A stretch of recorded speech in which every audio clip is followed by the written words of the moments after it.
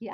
Hello, and welcome to the podcast that floats down here, streaming to you live, glitches and all, from the Drawbridge Media YouTube channel. Yes, you've heard of us, even though you haven't heard of us. Luke, can you explain what Drawbridge Media is for all of the people who might be confused? Sure, yeah. So, obviously, if you're on this channel in the live stream right now, you likely know us as the Drinks and Nose Things YouTube channel. We are going to a more of a consolidated format for all of our shows, all of our YouTube channels. We've got what, 5 different YouTube channels right now, and it's a lot of management, it's a lot of unnecessary effort. So, in order to ease that and to hopefully get more people introduced to the other works that we're covering, including a ton of Harry Potter stuff, a ton of Stephen King stuff, which obviously this is the second Stephen King novel we're doing on this channel. We are rebranding the Drinks and Nose Things channel to be called Drawbridge Media as our kind of parent company, if you will. And so it's really more than anything just a new name doing the same stuff we've been doing all in one place. So we're glad you're here. Make sure you subscribe if you're new. And we've got a lot more content coming your way. I can guarantee that.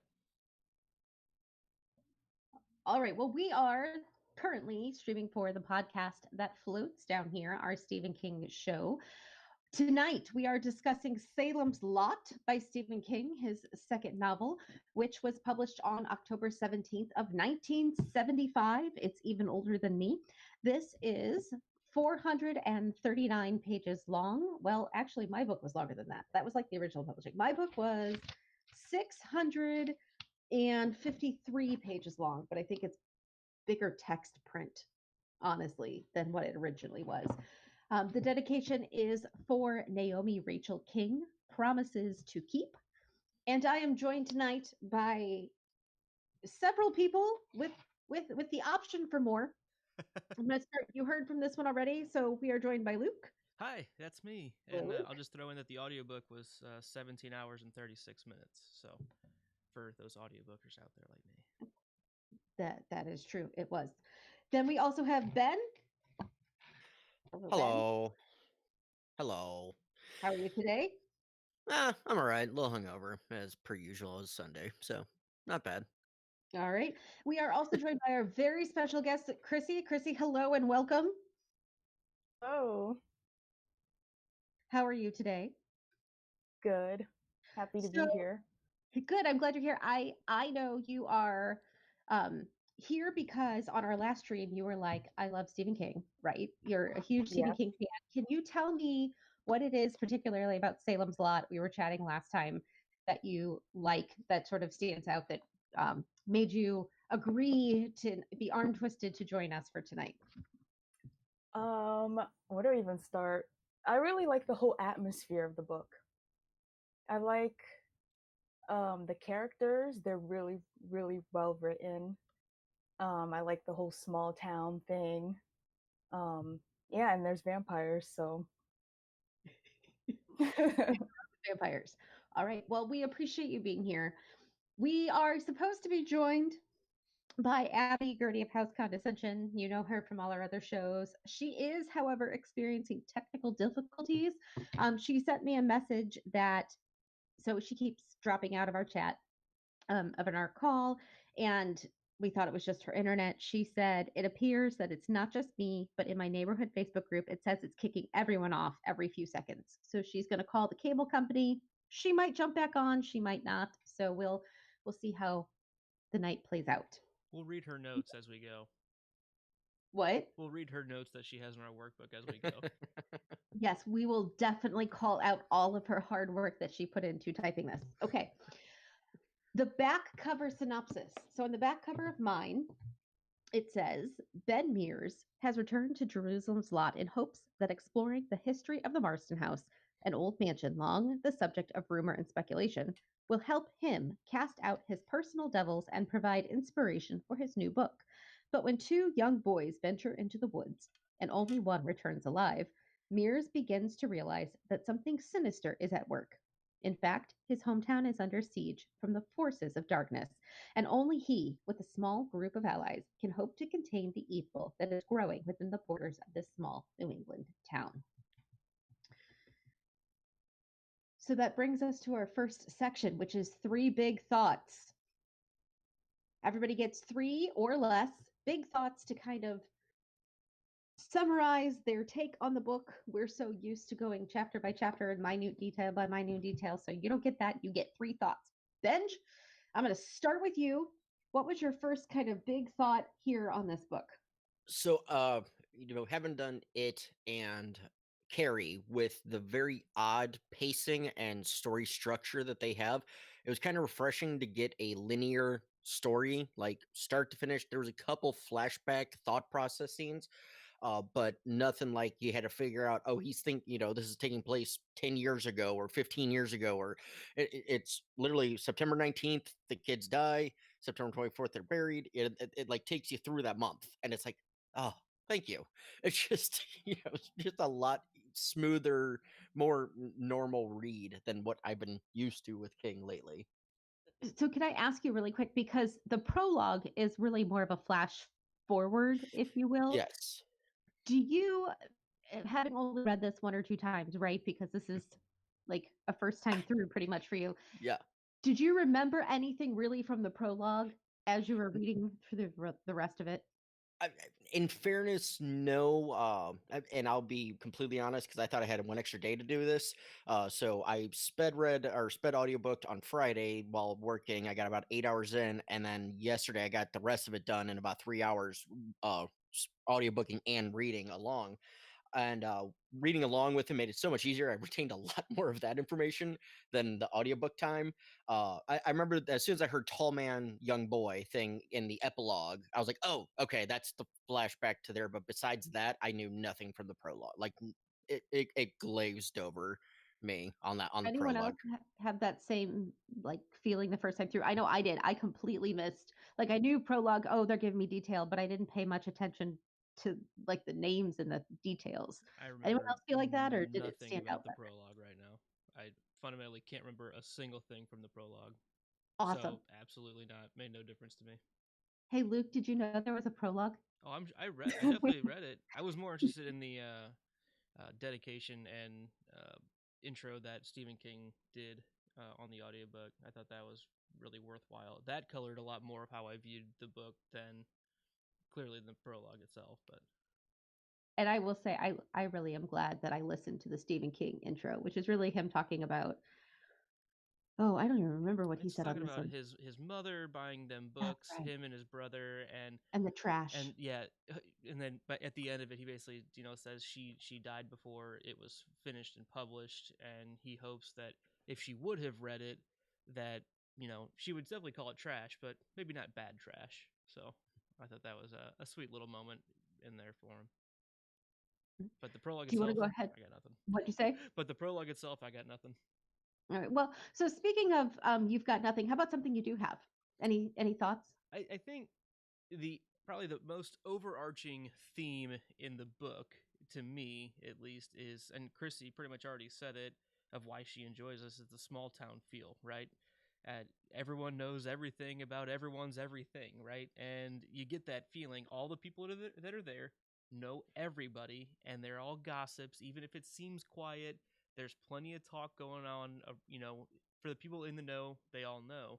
And it was, they fundamentally talk about that too in direct conversations, which sometimes it's just the narrator commenting on things, but they have actual conversations of, well, Ben, you're going to be the new guy here for 20 years, right? That's always going to be the case in a small town. So I thought that was a feel that was done incredibly well. I mean, similar to, obviously we know Derry on this podcast really, really well. There are some similarities in as we go through the story, which we can touch back on later, that it's similar to Derry in some aspects, but the city, the town, truly seems to become a character in its own right, coloring how everyone does things and how other characters interact because of the town playing a part itself. I think honestly, that's one of my favorite things about this book too, is that small townish. And I think that was something that you personally, Luke, had really gleaned onto with it.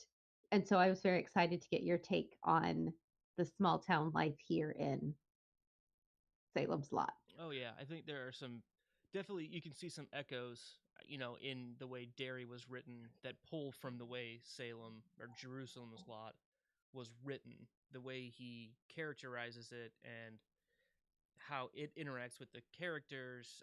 I can definitely see some similarities in his writing style about this world creating that he does. Anyone want to jump in on the small town feel and the development of all the minor characters?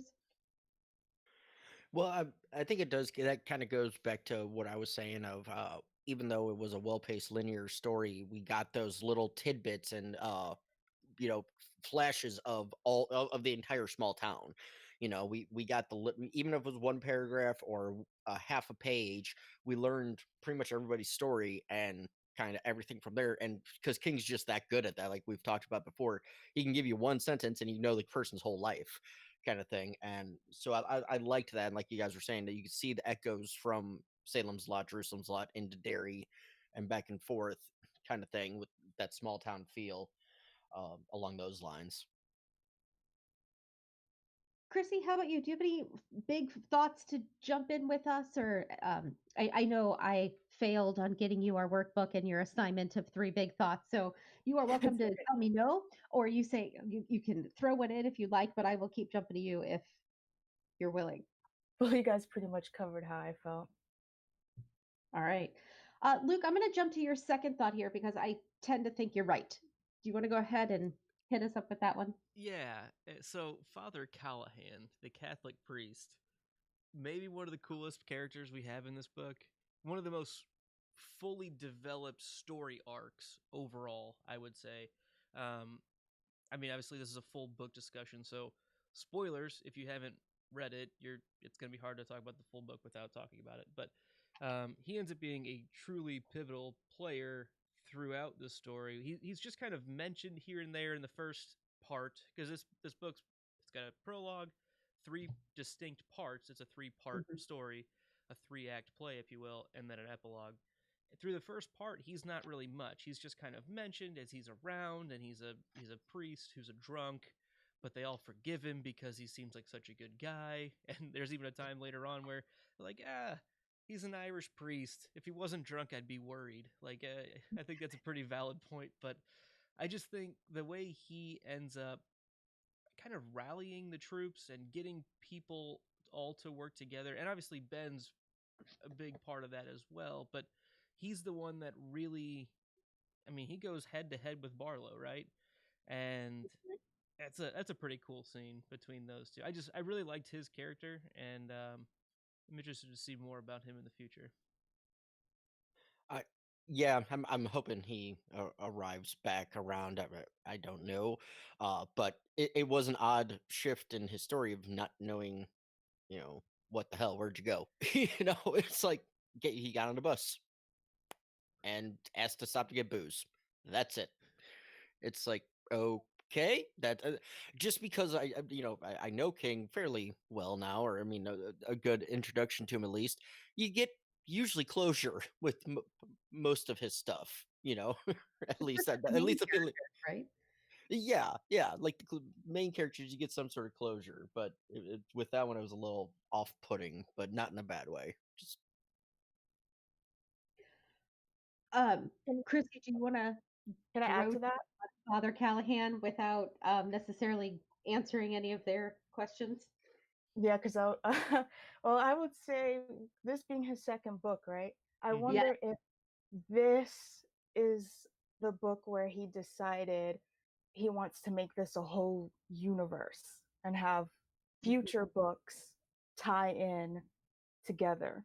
I don't want to like spoil anything, I got that feeling just from yeah, reading Carrie and this but one, at least in those direct comparison. I got that he was doing much more of a larger scale thing with this. He was obviously Carrie is very very isolated, focused on a single character in a single school, right? A single class in a single school.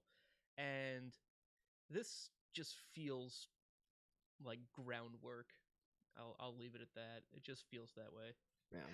Well, and the other thing is both of those stories so far have destroyed whole towns. Hmm. Mhm. So at this point, he's now Right now, built 3 for 3 on books that Yeah. we've read. That's pretty much Yeah. happened. Right, I know. I mean, at some point, something's got to survive, right? So, going with your idea, Chrissy, of like, is this where he decides to make sort of that, Marvel interconnected universe of stories or whatever? I He's got to stop burning down the cities, right? Is that just me? Maybe that's It's just good me. job security for the architects and construction crews. And the That's- developers. Yeah. All right, Bench, what's your next thought there? So my next one, I'm actually gonna jump to my third one first, just because timeline wise, I was surprised about Susan's fate. Because reading through it, I'm like, and it makes sense. I wasn't upset by it or anything on that because it made absolute sense storyline wise. But just the feeling you were getting, because yeah, the previous books we've read, especially with it, the true happy ending of most of the characters, to see her just bite it halfway through the book, it's like, huh, oh, okay, didn't see that one coming. And that's when I kind of started realizing, okay, and trying to remember back to the prologue of stuff. I'm like, maybe something along those lines, because something like that. But it was one, you know I don't know, like I liked it subverting my expectations is the best way I can put it, because yeah, I expected the happy ending kind of thing, and I didn't get it. So it was like, all right, cool. I liked that too. I was a big fan of Susan not making it. I felt bad for her, but even early in the book when they were first meeting, her and Ben, there would be lines the narrator would say, and Ben would remember that about this moment for years. Like there was just some of that, like Narrator Ben tell. will always think back on this moment of da da da da da, and so it sets you up to think that it's going to be, you're right, the happy ending, the long-term love story. And instead it's in his memory, and that's the only place where she lives.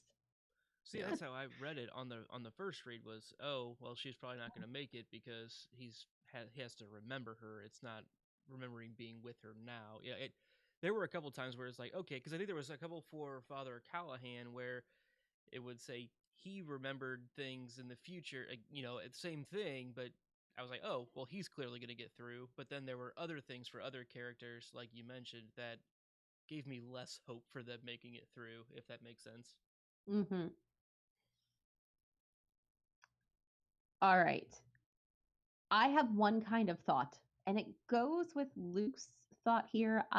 So Luke, I'm going to go with your last thought because mine jumps with that. So Okay. Yeah, tell me about the Marston House. yeah. So the Marston House is the reason that Ben Mears is back in town. He lived in Jerusalem's lot 25 years before this, had a pretty traumatic event there, which I'll let somebody else talk about. But uh, I thought the house as a character was pretty interesting as well. And so Ben comes back into town and is looking to write a story about that traumatic event inspired by the Marston House, and I think he originally wants to buy the house. He tries to look into Or purchasing lease the it. house and finds out that it was just purchased by two men, Straker and Barlow. Which that whole scene before that, because I think we had that information where they went to, I'm not gonna remember his name. Lawrence. Was it Lawrence? Lawrence Crockett. Crockett is yeah.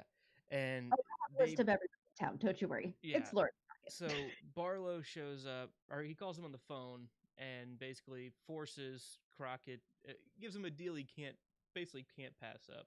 Buy this house for $1, or I'm going to buy it from you for $1, and basically we're going to make sure that you're insanely rich over the next couple years. Just don't ask questions. And then so Crockett goes through with basically getting the house all set up, and then they get this shipment of 5 large crates and like a sixth one that was even larger, which looking back, hey, that was Barlow's casket, right? I mean, that's what we find What's out. in the box? But I just thought all of that was really cool. The first part of it, just the mystique of what's going on with Straker and Barlow, they're so secretive, and they're coming into this really tiny town to open this really exotic furniture store, which is there really a market for it? Like, they sell it well, right? Like, this is our retirement. We don't need to make money off this. We wanted to do this because we just want to cover our means by doing it this way because we like the area or whatever, and it's relaxing. But I thought Straker was one of the most interesting characters, just for how commanding he is in everything he does, and then we find out he's really just kind of the puppet. I don't know. I thought that really, really neat. I want the backstory of how that happened. Right. Yeah. How does one Men in become the old country? a puppet? You know, I mean, Well, like, everybody's got a everybody's got their worm tail. You got worm tail, worm tongue. Everybody's got their little gopher, Mhm. and that's what Straker was. He was the gopher. but he doesn't seem like one that Barlow would hold his strings. Do you know what I mean? He's too charismatic to be that controlled, except he is. That's the. Do you know what I mean? It's hard to. Yeah, What's the word I'm looking for? Justify those two ideas of you're right. He is the worm, if you will, the gopher, but he's too strong of his own person character to need that sort of stronger backing that you see in those other kinds of characters. I think it opens the Mhm. question: was Straker an undead of any kind, or was he actually just human? I think he was just human, and he for some reason works with Barlow. That we don't know why. Unless he's like Father Callahan, who's been marked and is unclean, but isn't necessarily undead. Yeah, yeah. it could be Because something Straker could, in between. yeah, because Straker could, be in the daylight and be out and about and all that. So, I would say he's probably doesn't fall into the undead vampire mode, but probably has been marked or tagged, because the one thing about this book too is it does stick with a lot of the traditional vampire mythos, and so like if you just get bitten, you don't automatically become a vampire. You have to rebite back to feed on your on the one that sired you. And like they kind of talk about that, I believe, in one of the scenes where Barlow just had shown up, saying feed. I want to say was Susan's mother, but I could be wrong about that. But so that's kind of the thing of he may have been a bite, like he might have been bitten, so kind of a halfling in that aspect. We know he has some of the abilities, though. He seemed to show some almost superhuman strength when he moved a 300-pound crate by himself with complete ease in the Mhm. furniture Yeah. store. I mean, he could just And the have good chair that he form, brought I out. guess. Yeah. And when the women were all visiting, he brought out that really heavy throne That's the one chair. that I meant. Yeah, when he brings up that basically the throne is what they call Oh, it. there was another time he carried a crate and just put it Okay, under his arm. gotcha. I was Mhm. thinking of the big chair. My bad. Yeah. Yeah. So I want to talk about the Marston House because I guess I don't understand its own entity pull. Does that make sense? Like, I love the Hubie Marston backstory. I get that he's tied probably anciently with Barlow. I'm fine with all of that. I think it's a great spot for Barlow to make his nest, if you will. I like the moment that once they kill Susan in the house, like it loses its power and all of a sudden it's just a house. So I have questions. Not really, I don't really have questions, but I would love to know how that happened. But I don't know how much Ben Mears as a child, when he goes in and sees Hubie Marston hanging there, which had happened 20 years before he had gone in. I don't know if 20, 30, 40, it could be longer than that. I don't know if I believe that he really saw it or if it was an imagination or if the house has magical properties.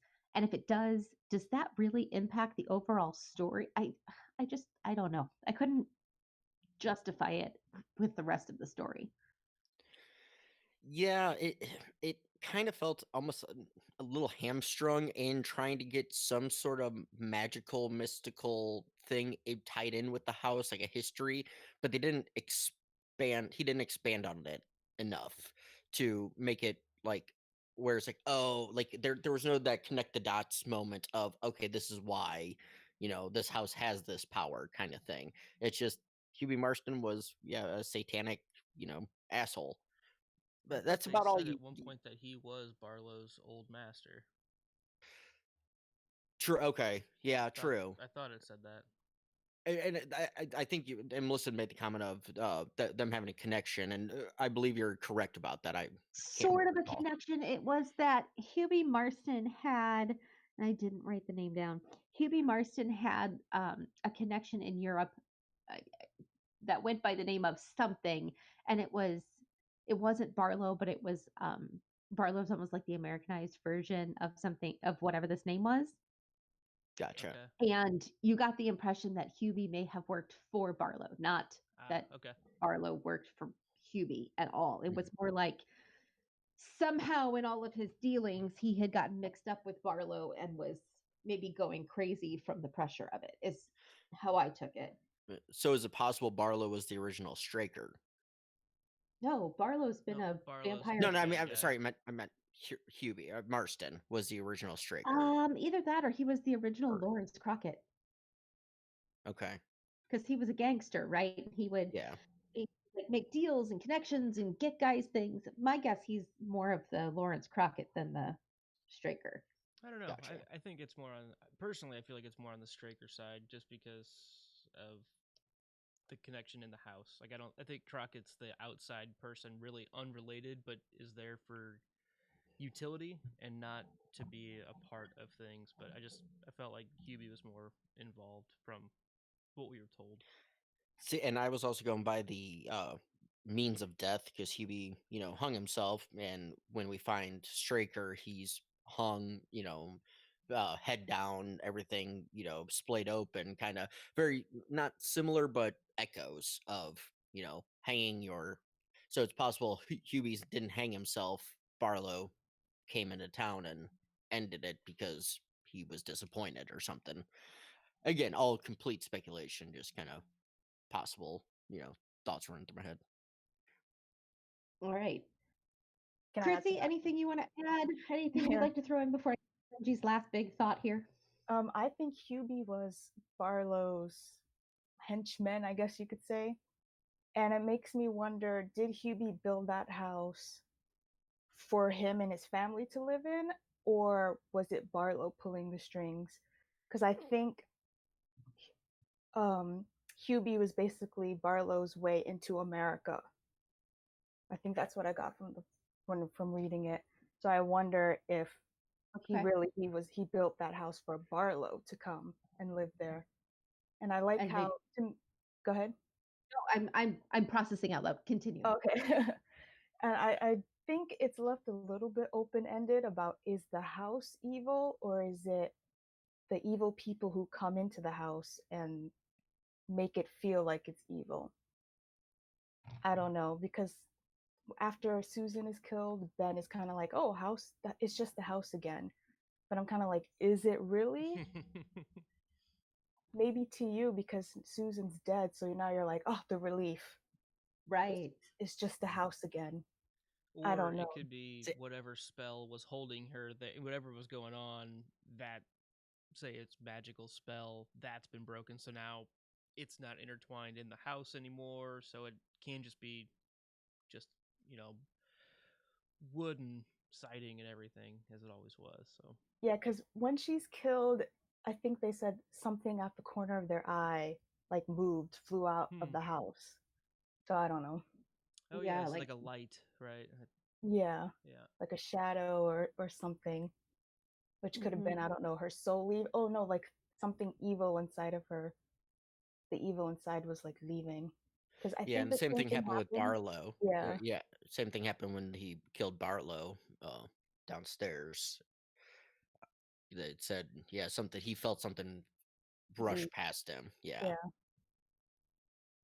So yeah, that's all I wanted to say. No, Alright. good points. So Benj, let's talk about let's shift gears away from like the creepy people and talk about Yeah. somebody who is pretty freaking cool. Yeah, so Perkins Gillespie, I absolutely loved him. He's a good cop. This is kind of like one of the first good cops you find in a Stephen King. He just didn't give a shit anymore. By the end, he's like, because he did his part, he was trying to investigate. Nobody was giving him any information, and coming from like the outsider perspective of you start seeing these murders, you start seeing all this, and yeah, you're gonna go talk to the new guys in town because you know everybody else. Go start talking to the new guys, and I'm sorry, that is another point I had that I'll bring up really quick. It was just so on the nose that it's Stryker doing this. Like it's literally because you have the Ben background, and there's this other guy, Stryker, who just showed up. He's probably your bad guy, you know. And there was no subversion, no twist ending where it was Ben or something like that. Where I've trained myself in horror film and that kind of stuff to expect that. Nope, it was straightforward. It's the creepy guy that was standing in the graveyard. That's who it is, kind of thing. And so, but Perkins, he is basically he tries his best and he tries, and then he just knows and he's like, yep, vampires, yep, yeah, I'm gonna go to my sister's house. I'm done. I'm just He like he's I'm like, out. don't even tell me anymore. I'm good. I'm gonna go. I got my stuff. You should go too. Bye. Screw you guys. I'm going home. Exactly. That ties into what I was doing right before we jumped online actually tonight because I read through this again yesterday and today, and I started making a dead list. I made a dead list, and then it kept going, and it kept going, and it kept going. And I was like, okay, so I got to keep track of all these people. So I try because, again, we're not reading this book over the course of 2 years, but like 2 days. I said I would keep like a list of the important characters sort of on the side for you guys, right? So I started making this list. It took me like 40 minutes just to type the stupid thing. So I make columns and I want to go through them. And if there's anybody that stands out, stop me if we want to do like a quick chat about them. I hope that's okay with all of you. Anybody have any concerns? Let's do it. Awesome. Okay, I'm going to go with the not dead people. Okay. Not dead. In the prologue, we were told it exists. Like there was a prologue, and this is part of what it did. There was a newspaper article, and there were 4 confirmed residents of Salem's Lot not living there anymore, who were either quoted or had been contacted for the article, and that was Perkins Gillespie. So we were told way at the beginning that he would survive. Charles Jones. He was named Charles Jones in the article, but at the end of the book, he was Sonny Jones, the owner operator of basically the gas station that Ben and Mark see on that last actual day. Pauline Dickens, who was the neighbor, she was the waitress neighbor who lived across the street from the Glicks. She had the St. Christopher medal like days before anybody else even kind of knew what was going on. And then Rhoda Curlis, who was Father Callahan's housekeeper. Yeah. Yep. So those are the 4 like gimmies we were told at the beginning. And then there was like a laundry list of, and we would like to know where these people are because we haven't heard from them. And so there was a whole bunch of people on that list. But we also know Mark and Ben didn't die, which is not a lot of survivors from our original band of brothers, if you will. Father Callahan, as far as we know, is still existing. He hasn't ceased to exist. He hasn't he hasn't moved on into a different category other than not dead yet. Right? as far as we know. Okay. And then and that's kind of it. Like 7 people. Okay. Then there were those who were killed. Actual, just straight up normal dead. Normal dead. The normal dead, right? So we have Doc, who was Win Purinton's dog. He was sacrificed, but still dead. Ralphie Glick, the younger Glick brother. What? Was that the older? Yeah. Oh, it was the older brother. No. No, he was the one No, that Dan- survived and went crazy, and yeah. Danny was the older one. Yep. Yeah. No, Ralphie Glick was the 9-year-old little brother. He was the sacrifice. Mhm. He was the sacrifice, but still normal dead. Yeah. Henry and June Petrie, Mark's parents, Yes. skull smashed in, normal dead. So at first I was labeling this vampire dead or killed by a vampire. I'm like, that's not technically true because I mean they were killed by a vampire, but they're just dead. We do appreciate your technical correctness. I'm trying. Joe Crane, who just randomly in his house had a heart attack. Yeah, the only person to naturally die on October 6th. Right. Who did die, who like died. Like Yeah. just yeah. Matt Burke. Also heart attack.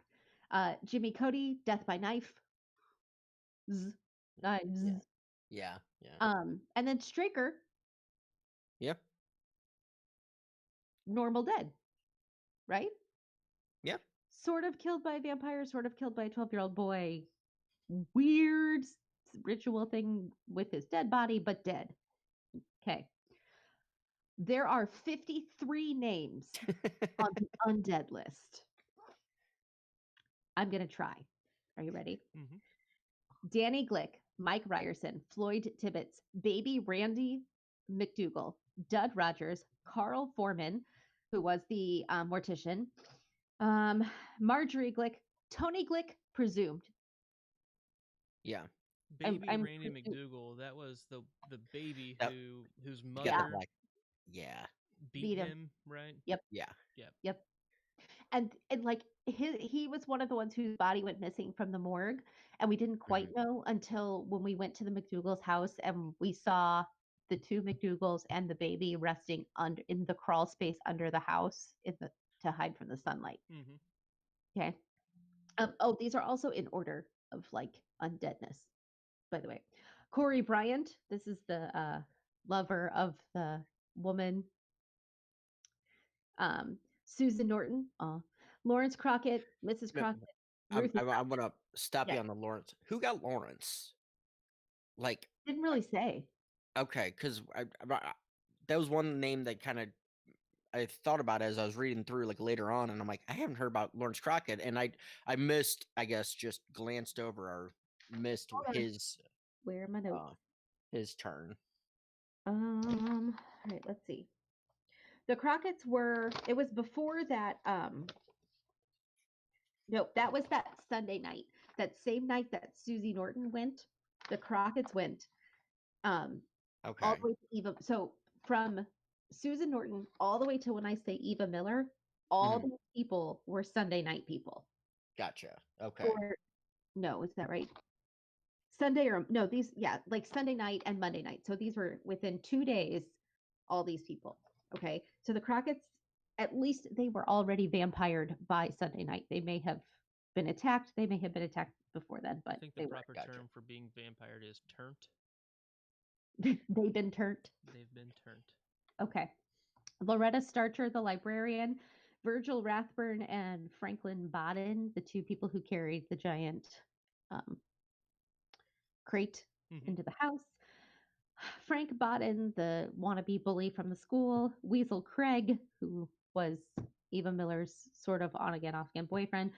Homer McCaslin, the sheriff, like the county sheriff. Richie Bodden. Oh, did I put him twice? It was a different. Oh no, Franklin Bodden was brother to. I'm sorry. Franklin Bodden and. Nope, that's right. Franklin Bodden is one of the guys who carried the thing. Then his son, Richie Bodden, was the bully. These next several are our children: Mike Philbrook, Audie James, Mary Kate Gregson, Brent Tenney. Those were all on the bus, and then they got the bus guy, who I don't know if I got his name in there or not. Ann Norton. Charlie. What did you say? The bus driver, old Charlie something. Yes, I don't have him on here, but he should be. Ann Norton, and one presumes Bill Norton too. That was her dad. Her dad. The badminton extraordinaire. Yes. Eva Miller, runner of the house. Win Purinton, the milkman. Royce and Sandy McDougall, Glennis Mayberry, George Midler, Dave Evans, Mrs. Evans, and the two Evans children. They were the ones who Mark cleaned up in their house when he was like kind of messy. He was like, "Hey, think they'll mind if I clean up in their house?" Nope, they're not going to care. Then we had Pete Cook, Nolly Gardner, Mabe Mulliken, my personal favorite, Jon Snow, Yep. Vinny He knew Upshaw, nothing. Grover Varelli, Royal Snow, different Snow, Mabel Wirtz, the matriarch of the town, Delbert Morkey, Milt Crozin. Hold on, I'm running out of my. Here we go. Several high school boys. And then the rest of this list is over the course of the next year, notable disappearances of travelers. So we have Gordon and Mrs. Phillips and their two children, Fiona Coggs, John Farrington, and Daniel Holloway. Pretty good. Nice work. Lots of Yeah. dead people, sort of dead people. It's a full Deadpool. Oh, where's my for you?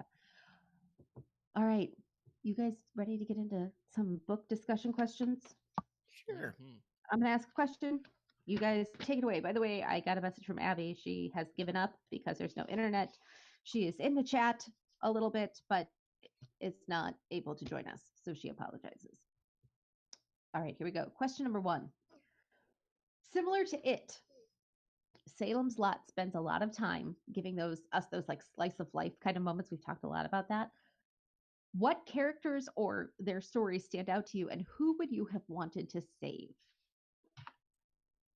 Easy answer for me, Baby McDougal. That would have been my that's the story that hits that stood like as I was reading or listening really fast on Friday to it. I had to go back and re-listen to that mother's part like 2 or 3 times just because I'm like, oh, wait a second, did I just hear what I think I fucking heard? And had re-listened to it, and it hit me, kind of thing. We've had this discussion with other child abuse and that kind of thing in the past, and it was like, ooh, damn, okay. And so yeah, so answer to both those questions for myself. Who stuck out to me? Him, and then who do I want to say? He'd be the one I'd pick first.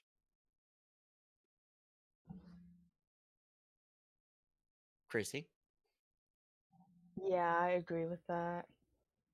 That poor baby didn't. No baby deserves to be treated like that. I would have saved him, definitely.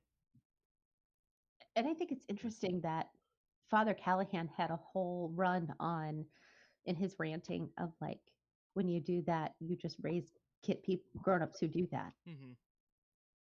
So I thought that was very insightful in Father Callahan's sort of drunken stupor, if you will, of like, stop saying we can't allow certain things because it prevents these people from raising other terrible people. And not to get into all of that, but this is why, right? If you're going to hit a baby, what kind of child does that raise? Oh yeah, no, definitely, and hit him hard enough to blacken his eyes. That's the part that really stood out to me. It's like as a parent, parent to a young kid, I get the feeling of wanting to smack the shit out of your kid. I understand it. Don't do it. And you don't hit them to where you black out, bust their eye. It's just like, oh. And then I love the Father Callahan when she comes in to confession saying, "Oh, I hit my kid." Yeah, you did. You, like basically just in his own monologue, just yeah, you did, you dumb bitch. You should be, death, for all that, like the death penalty and all that kind of thing. And it's so yeah, a stand-up moment for Father Callahan too, in the same Right? mindset. Luke, how about you? Any other stories or characters that you'd put on the protected list? Oh, the Glick boys. Easy. I thought they were pretty good kids. I mean, the older brother forcing the younger brother, teasing him with these ghost stories, right? And then you get like it very much felt a lot like Bill Denborough and Georgie Denborough, right? That's what it felt like to me. Of okay, well, this could have happened just weeks before, with the Denborough boys, just going through to do something that they really shouldn't be doing. It's probably harmless, but they're teasing each other, and like that's brothers being brothers, and I mean, they're kind of the catalyst for everything, right? I mean, this Mhm. that's the spark for everything. The fact that something is amiss around Jerusalem's lot, and going through and seeing their parents struggle with that loss, and the funeral, I thought that was all really well done, and also seeing how it affected Ben Mears, who is the new guy in town, right? I mean, it's easy for him to not really be invested, but seeing him get emotionally invested trying to find these kids, and Mhm. I mean, and like just the fallout of the older brother not being himself, right, and just being sick and sick, which we was he turned undead? I mean, what happened to him, or did he just go insane from what he saw? You know, because he blacks out and doesn't remember anything. So I just Yeah. think those two were easily on the list of being saved. Yeah. I am going to digress a little bit since you brought up the Glicks. In deference to Abby, who was not technically able to make it tonight, literally, there were technical difficulties for those of you just joining us. She's supposed to be on the call. When she first read this weeks ago, her only thought was, what's wrong with Danny Glick's parents? Because Danny Glick is a 12-year-old who got buried in his communion suit. And your first communion suit is something you should be wearing when you're 8 and not 12. And you're telling me he didn't grow in those 4 or 5 years. And so she had a Ah, lot of concerns about his burial outfit. I just, out of respect for Abby, I wanted to throw that little one in there. I'm sorry, I told I'd you have it's a done that to her digression. too. What? No, I'd have done the same thing to her too. yeah, Not a big deal. They were Not a big fine. and it's deal. fair. It's But now something here's that the thing, stood because out. different parishes do different things. They Right. I might was not gonna have say done with the communion timeline, who until knows? until he was 10 years old, 11 years old. That's true. That's true. So but Luke, to your point of the Ben getting involved with the search and everything, made me think of it. Uh, Everybody always says, you're looking for a murderer, you're looking for this.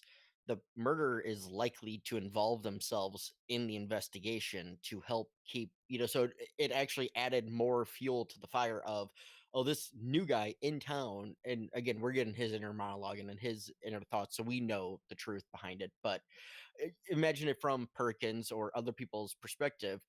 Well, this guy's just showing up everywhere. He's in all the wrong places and all that. I'm surprised he lasted the entire book without getting hauled in.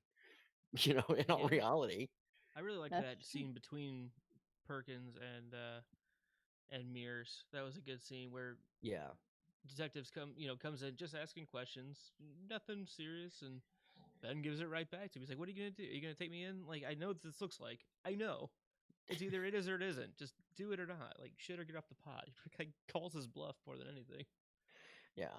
And I like Perkins calling out. It's like, nope, you know me. Just got to do what I'm supposed to. He's like, I don't think you did it. And right there, you can kind of get the feeling that Perkins already can tell something fishy's in the water, kind of thing. Mm-hmm. All right.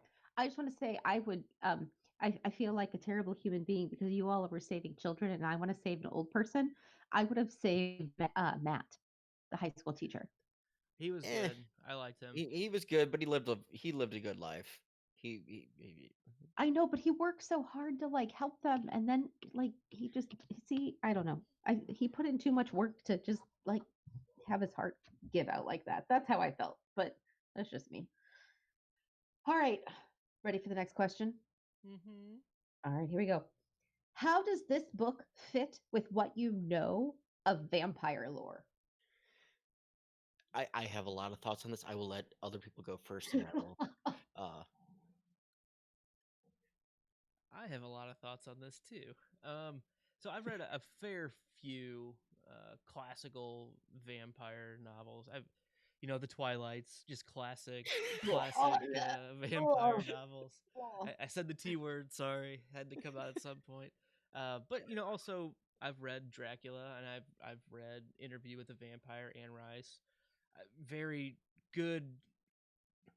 I really enjoy that book for getting inside the head of vampire. It's worth reading if you haven't read it, and just other pop culture things. But it seems to fit all of the classic things, right up to crucifixes work if you believe in it. Garlic seems to work. It might just be an allergy.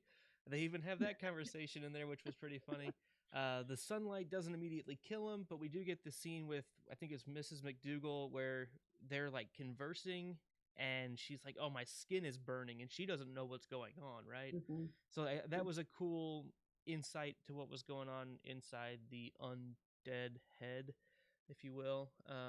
Overall, it seemed like they just truly, he truly went to the classic definition of vampirism, right? I mean, stake through the heart. Let's go use the lathe and shave up 300 to 500 steaks. Let's be ready, yo.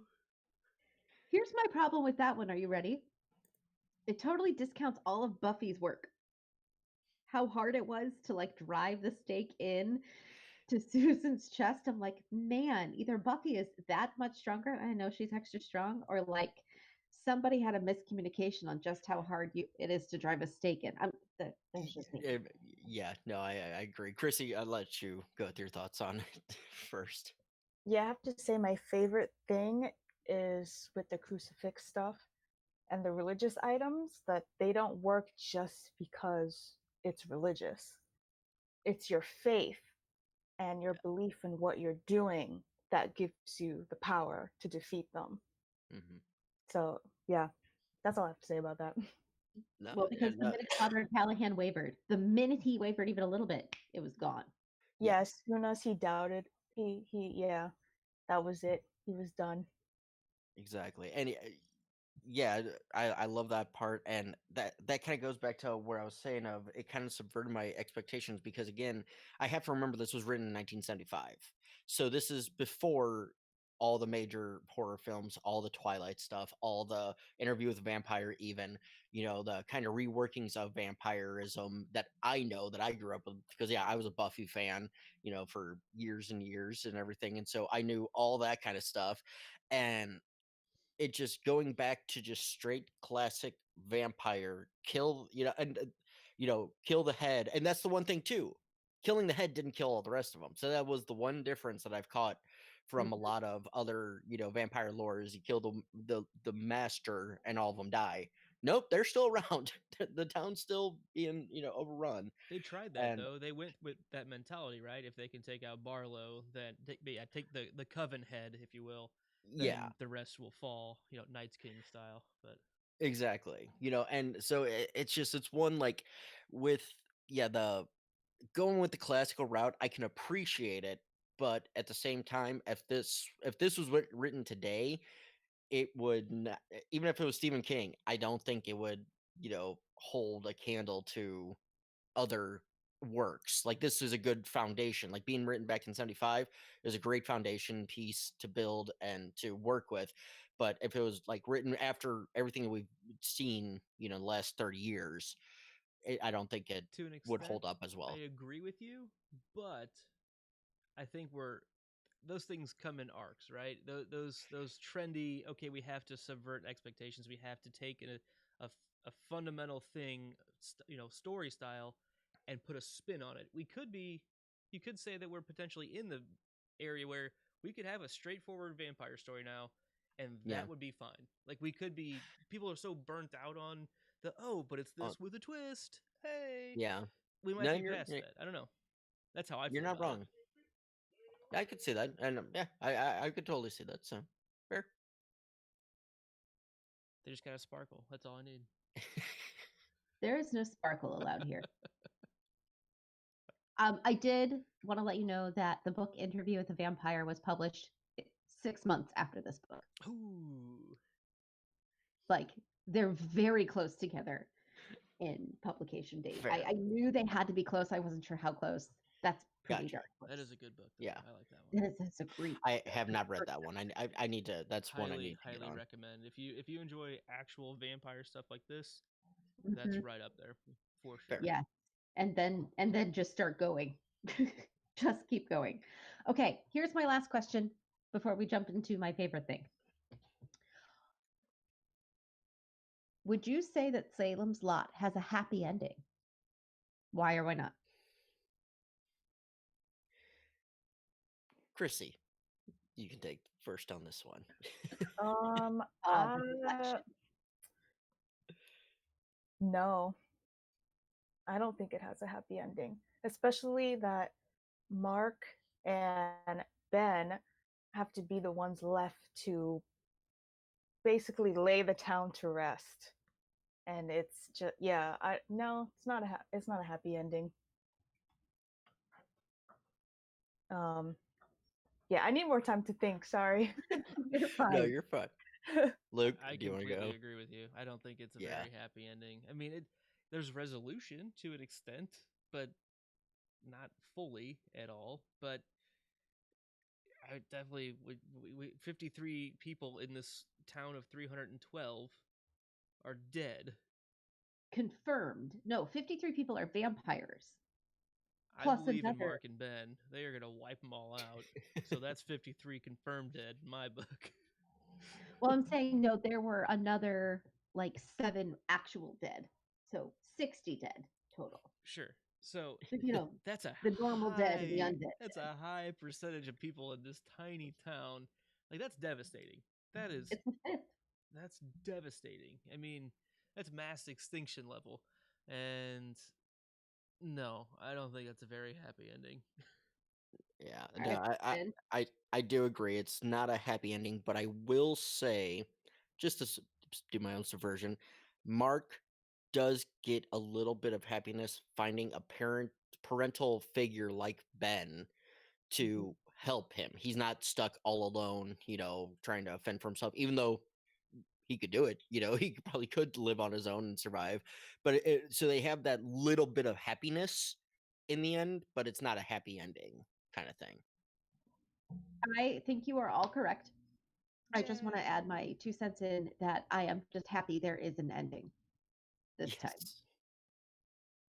It's the Yeah. first time I feel like the book ended and I was ready for it and accepting of what King chose to do at the end. And because I mean in it we were like that's what you went with, and in Carrie it was that's kind of how you end. Like it just sort of fizzled, but this one does not fizzle. There is a definitive they left, they took some time off, and they came back with a plan. And yes, it's an ambiguous, like we don't quite know what happens next, but that's okay. I think it was clear ending plot points.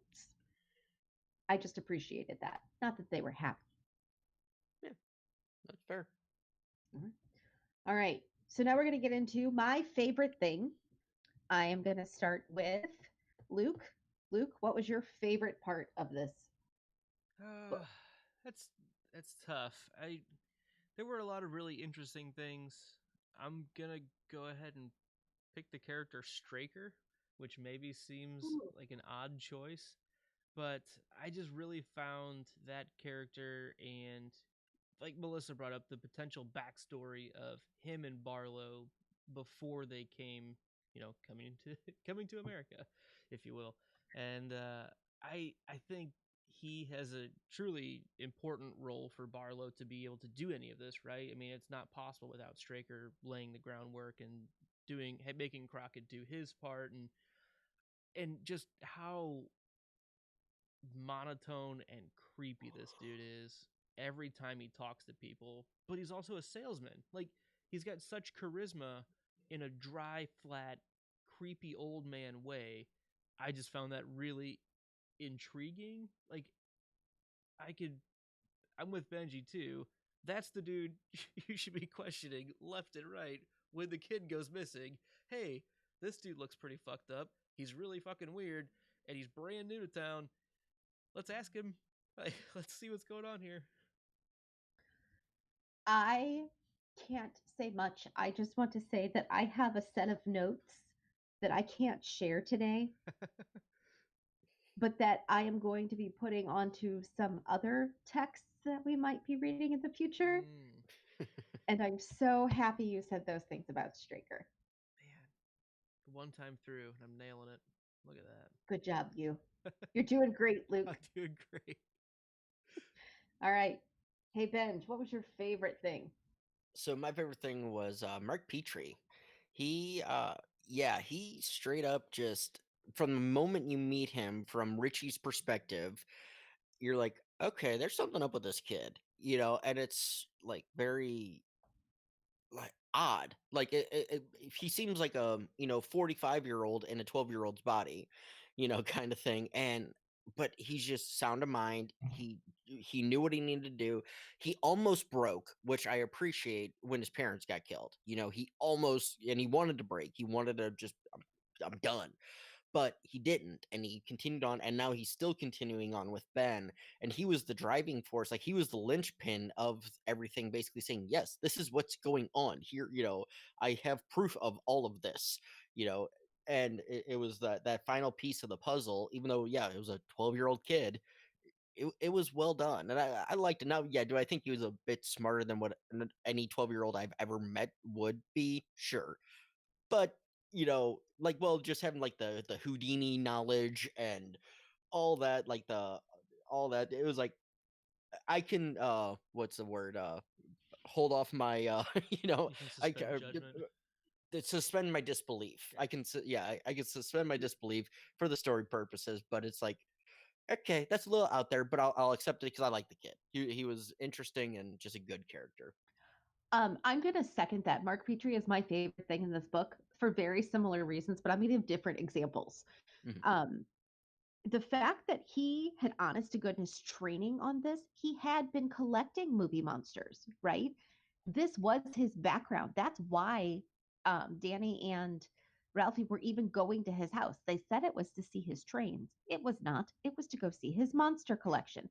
He knew about monsters, and that's what kept him alive, at least at first. When Vampire Danny came to get him, like, he knew not to let him in at first, and he knew about the cross. He had background knowledge.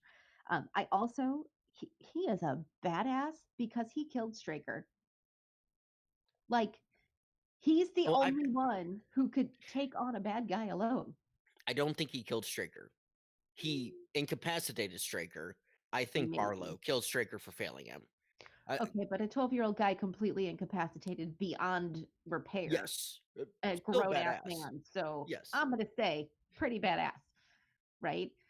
Just in general, like, he drove a car and could That was a remember fun a scene. conversation he had with his dad how many months or weeks or whatever ago, and like, did terrible, but figured that shit out under a very high stress environment.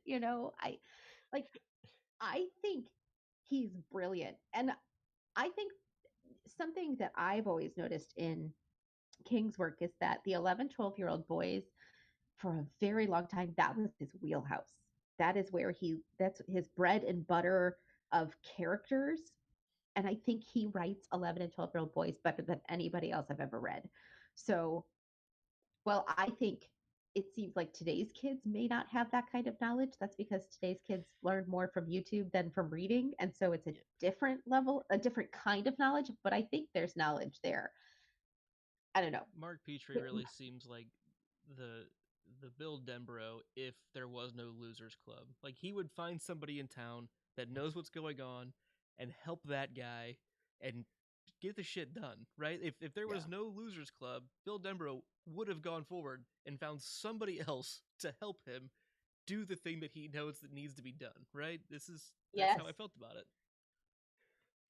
Yeah, no, absolutely. And the one thing, to the point of driving the car, again, Gillespie saw him driving, and he was like, I saw the the Petrie boy driving your car. He wasn't doing it well, but whatever. It was like, That's so funny. All right, Chrissy, what was your favorite thing? So, like I was saying in the beginning, the whole atmosphere and setting of the book is my favorite thing about it. I like the whole small town thing, how we get glimpses into everyone's life. I like how you can feel that it's the summertime, and then when it starts to change into the fall, as the town starts slowly dying. Yeah, that's my favorite thing about it. I am not going to lie at all that I almost picked that exact paragraph where Stephen King describes the moving into fall feeling of the small town. I have a Yeah. bookmark in my audiobook specifically of that because I was like, that is perfect. When he describes fall coming in like an old guy that you've known for years and comes and just hangs out with you for a while in the attic, smoking a cigar, just cool as day. I that was a really cool description of the season changing in the way I read it.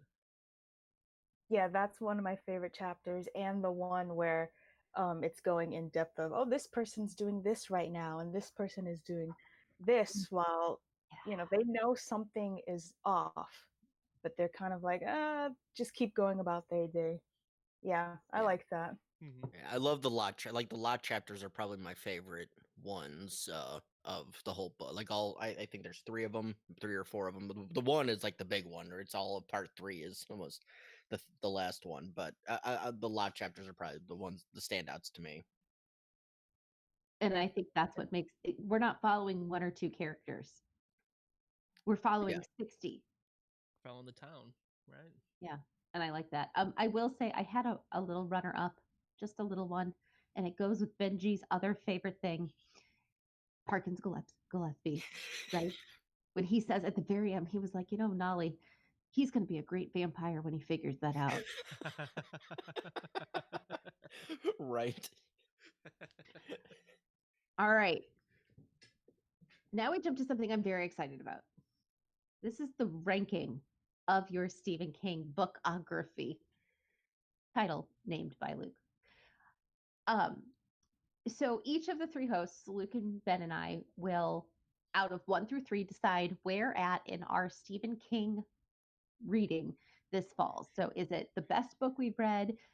Currently, as it stands, we have it as number 1 and Carrie as number 2. So if you pick this as number 1, then everything shifts down. If this is number 2, then it goes under it, between it and Carrie. And if it's number 3, it goes at the end. Go ahead and type it in, but don't hit enter. Okay. Everybody ready? Yep. All right, hit enter. Ooh, so we have a little bit of dissension.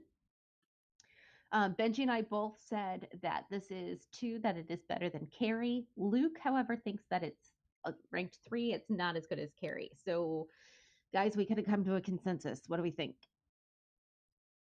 I mean, Luke, I'll let you, since you're the dissenting thought, I'll let you go first if you'd like, or I'll Go go mine for it. if No, you go want. for it. The reason I put this ahead of Carrie is kind of the purposes that we had talked about. Was it brings back the small town feel, the multi-character, many multi-characters to follow. It felt like a more flushed out story in general over Carrie. It had just a better, and fine. I went with it because of pacing. Honestly, had this been 500, 600 pages more, it might come close to it because of, and it stuck with the pacing that it did, the style, because I prefer that linear style over the flashback. So that's where it stands at the number 2 for me, because I prefer this writing style over what he did in Carrie. And actually, I prefer this writing style over what he did in It, but I think it's a better story. I'll give you my thoughts, Luke, and then we can make a decision after we hear yours. I picked number 2. I agree with Benji. I like the style a little better. The town is just better. That's how I feel about it. I think in Carrie, I disliked everybody, right? Like I'm not easy, or But you I'm were not hard to supposed to. please. What? You were supposed to. I don't care. I am so your typical moviegoer, right? I like action sequences. I like car chases. I like when the guy gets the girl. I like when the girl then shuts him down and like goes off and is all like, I am woman, hear me roar, and I don't need a man, and like is happy ending that way. I don't like ambiguous endings. I like general cut and dried, like serial novel type stories. I just am. I am not one who's gonna like the big artsy thing. Not my thing. To me, this study of a town is much more entertaining than Carrie. I will probably never pick up Carrie again. I will pick up Salem's Lot again.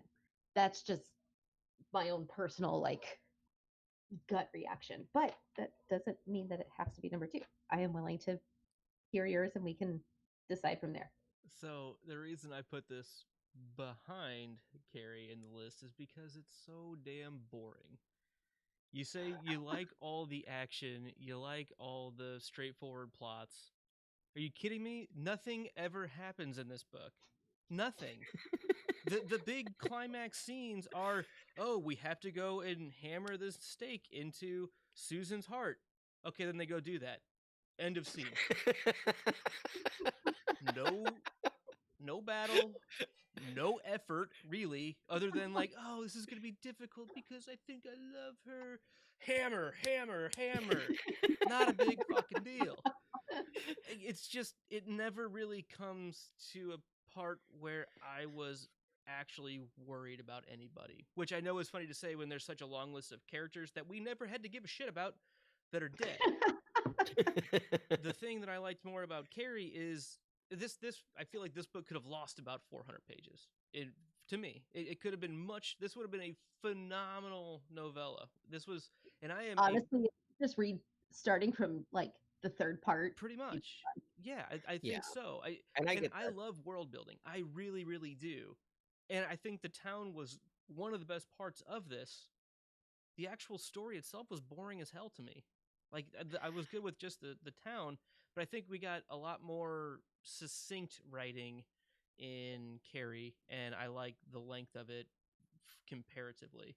I'm okay with putting this as number 2 overall, truly, but that's just my gut reaction to why I preferred Carrie over this one.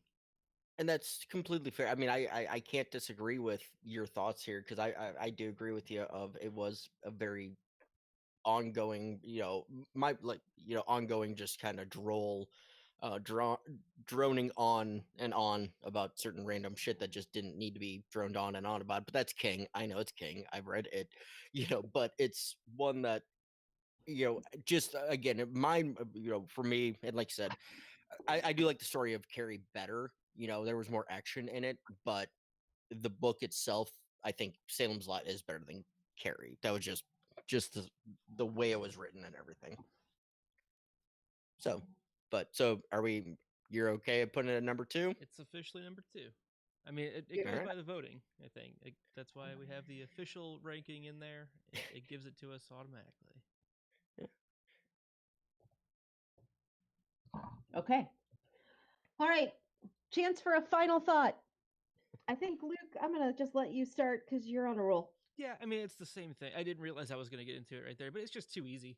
At the end of the day, when all is said and done, was not that difficult to take people out, to take out the problem. Like, they should have just fucking done that from the, like, just don't worry about convincing other people to join you. Just fucking go do it. God damn it. Okay. Ben? The lack of new knowledge of vampire lore was off-putting but refreshing at the same time, is the note I put, and it's kind of what we went into earlier. Of because of everything that we have going back to that old school, just straight up vampire story kind of thing. Okay, I mean, I enjoyed it. It was different. It was, it was different, but it wasn't, like, at the same time, I guess, because I expected the subversion over and over again. I never got it. It was straightforward. As Luke said, it was very easy. Okay. Chrissy, any last thoughts? No. I mean, I wasn't sure about the whole top 3 thing, the voting top 3 thing, because I'm like, I've read like 20 or something of his books, and this is not in my top 3 for sure. But No. I do really enjoy it. So for that, Benji and Luke haven't really read any other Stephen King. Oh. Yeah, So I've read maybe 3 others. Every month as we read a new book, we will then place the new book in the ranking. So it's an ongoing ladder list of the ones that we've covered. Like, I've read probably 30 or 40, maybe 35 of his books. So this is like incredibly difficult for me because I have all these like, oh, I can't wait until they read this. And yeah, Luke thinks nothing happens. Wait till he gets to this book, right? Like, I have all these thoughts that I can't share. So this is in what we've done here, where would you place it list? But I agree with you. It would not be in my top 10 even. yeah. So I don't have any other final thoughts. All right. My only final thought is, where is Father Callahan now? That's what I want to know. I'd like to find him. All right.